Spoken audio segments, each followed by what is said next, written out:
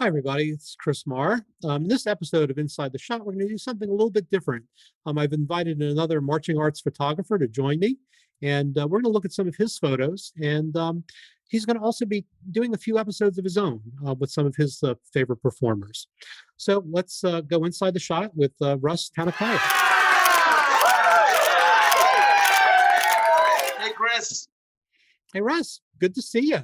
It's been Good a seeing long you, time. man. Why don't you tell us, a little bit about yourself and your connection to the marching arts activity? Yeah, sure. I've been around drum corps for a long time. I played soprano bugle back in the days where the bugle pistons were going horizontal to the ground.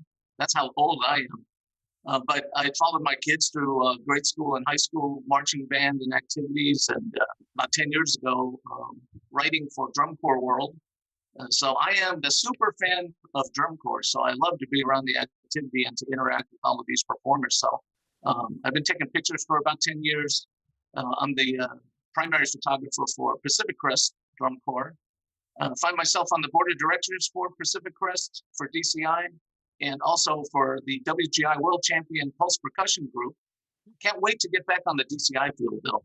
I'm going through withdrawal this year. I know. I saw at some point you did the same thing I did and took to water droplet photography. Yeah, That's when you know it's really getting bad. It's getting stir crazy. that's We right. both got our Pluto triggers and we're doing the water drop thing. So Russ, when I we came up with this idea of bringing in some other photographers, you were the first people I thought about because your passion for the activity is unequaled by anybody else. You are always so excited about everything, and the love and passion that you bring to your photography and to the way that you write about the activity has just always been an inspiration to me. So I thought that you'd be just a great person to talk to performers about their photos, and also just to look at some of your stuff and give you a chance to showcase the great work that you do. No, thank you very much. I think that, yeah, you're right. I love being around drum corps. The kids that are involved in this kind of activity, they are incredible performers. And as you know, when you start taking pictures of these kids throughout their marching careers, you see them in high school, you see them in drumline, you see them on the DCI field and drum corps. And every now and then you get to talk to them in the parking lot or something like that. They are just incredible human beings. And some of the people that we meet, they have such incredible stories of what they do that it just excites you to be amongst them and to be amongst people like that. Yeah, no, it's just the same experience that I've had, certainly. One of the things that I've noticed lately you've been doing is every time anybody has a birthday, you find a photo of them and you put it up there, whether it's a support staff person or a performer. And I just think that the organization system you must have to be able to find those photos like that is just outstanding. So kudos to you for doing that. Yeah, not bad for a senior citizen. It's just like these kids I've seen on your own series. They say, "Oh my God, you remind us of all these great moments that we've had," and that's kind of what I'm trying to do also. Okay. Well, heads up, my birthday's coming up March 17th. So Oh here my goodness, I'm going to have to look for that picture of you. absolutely. All right, so let's go take a look at the first photo that we have from you, Russ. Oh, Oh yeah, I remember this photo. This is a 2019 photo of Jack Worth. He is a specialist in drum corps. He plays the cymbals, which, if you know anything about me, you know that's my favorite section. I love traveling around and taking pictures of all the cymbal sections. Jack not only plays for Pacific Crest, he was on the Mandarins cymbal line. He also plays in the winter for RCC.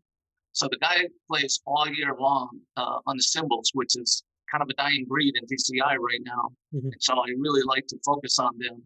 And Jack is just one of the most passionate people about such a specialized instrument these days that I find myself keeping the camera trained on him very often. And that man just is rocking and getting into it. And as you can see from that photo, he just had an incredible expression that day. And he plays like that all the time. So he's one of my favorite targets. Okay. Yeah, I know you have a special connection to cymbal players and particularly Pacific Crest cymbals. I don't know if you'd like to share a little bit about that. Well, my daughter was a cymbal player, and she was of the age where she was going to audition with the cymbals, but unfortunately, she was chronically ill, and she passed away before she could actually try out and become a member. So one of the things that I do at Pacific Crest is whenever I make my donations, I ask Stuart if he can direct that to the cymbal section, scholarships, and things like that. And because of that, I have a special relationship with those kids. They are the nicest group of people. Just looking at the photos, you can see the love that you put into those shots. I, I've seen that, I've seen enough of the way that they give back to you too. That's really special. All right, let's take a look at another photo. oh yeah, this is Carly Rubinall. She is a guard member with the Mandarins. And I don't know if you've noticed it, but maybe the last 4 or 5 years, the thing in color guard is they're all wearing those hair extensions and they're flipping their heads and they're twirling everything around. And when I'm looking through the camera, I'm trying to capture the hair midair. And this is one girl that doesn't have long hair. She has short hair. But I thought the patterns, whatever she's twirling and twisting, were especially kind of fun to take pictures of. And, you're a photographer. I got to take advantage of that Sony A9 that I've got in that 20 frame per second burst speed that it's got. So I could capture it midair. It was a lot of fun watching her all season, just trying to get shots like that. Right. No, it's a great composition there.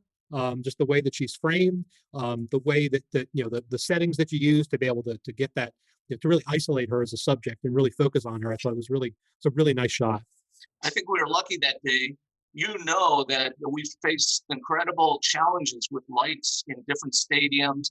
Some of them are good, some of them are not good, and sometimes it's hard, but I got lucky in that one. Okay, well, there's a little more than luck, I think, went into that shot. All right, we've got another photo to look at. Oh, yeah. This is Rachel Lung. She is, I've seen her, I've taken pictures of her when she played for the Oregon Crusaders. She played violin for them, and she's also a marimba player for them. But I know her mostly because she played for the Blue Stars, where she was a marimba player, and she's also on the Pulse percussion line. And I don't know if you remember, I think it was 3 years ago when WGI first allowed string instruments, electrified string instruments, and Pulse put a show that was based off of this string quartet on the field, and she was one of them. And gosh, I got so many pictures of her in that year because I thought it was the most unusual thing that I'd ever seen. And I was convinced that they were going to win that year just because they'd been very innovative and they were focusing on these 4-string players. And I think that when you look at that picture, if you'll notice on her left shoulder, she has this very interesting tattoo of it looks like a lion or something like that. And I asked her about that because I think that that's indicative of a personality right there. And that's a performer's personality. And so my camera naturally just watches and gravitates towards her and her movement. And sure enough, she's the ultimate performer there. So I really enjoyed taking pictures of her. Okay, great. All right, so Russ, I know you've been looked at some of my inside the shot interviews with performers, and it's really just been very rewarding for me to connect with them over their stories, to be able to, you put up a photo and they can immediately tell you, the exact moment of the show that was, and how maybe they were in the middle of a dance or in the middle of turning around. I caught them at just the right moment, and it's just been really fun to hear a lot about those stories. So I'm looking forward to turning this over to you for a little bit and giving you a chance to do the same thing I've been doing and talk to some California-based performers, because we've been looking at the East Coast lately. And so what kind of things might we see from the people that you've had the opportunity to photograph? Well, thanks a lot, Chris. I think that my little guest slot here is going to be great for the series because, like you said, I'm based off of the West Coast. The performers that I'll be focusing on have a lot of Blue Devil, Santa Clara, Mandarin, Pacific Crest background, the West Coast drum lines. And so I think we're going to be a very complementary group right there. And we'll be able to get perspectives from performers across the country that way. And so I'm really excited to add to that. I think it's going to be fantastic. And thanks for the opportunity. I think it's going to be a lot of fun. Well, I'm excited. I'm excited to see and how that goes for you, and wish you well with that. And it's been great chatting with you. Hey, so hope we get to see each other on the field very soon. Certainly hope so.